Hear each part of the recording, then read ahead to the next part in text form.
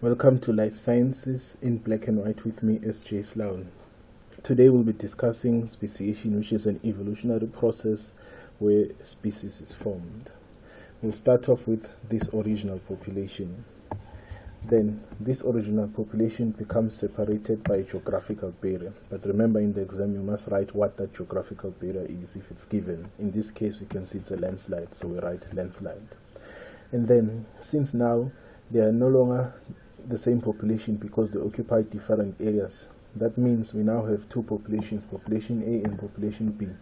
That means the genes of population A will remain in population A and the genes of population B will remain in population B. So thus we say there is no gene flow between the two populations.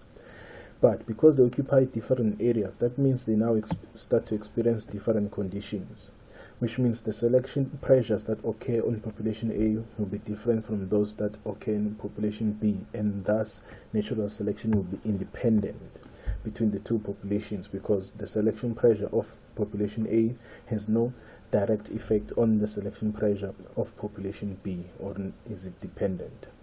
Then due to these selection pressures, different environmental conditions, they start to change genotypically, and then they change phenotypically, to such an extent that even when we remove the geographical barrier, in this case which is the landslide, and they occupy the same area, we find that they cannot interbreed and produce fertile offspring, and by definition that means they are no longer the same species.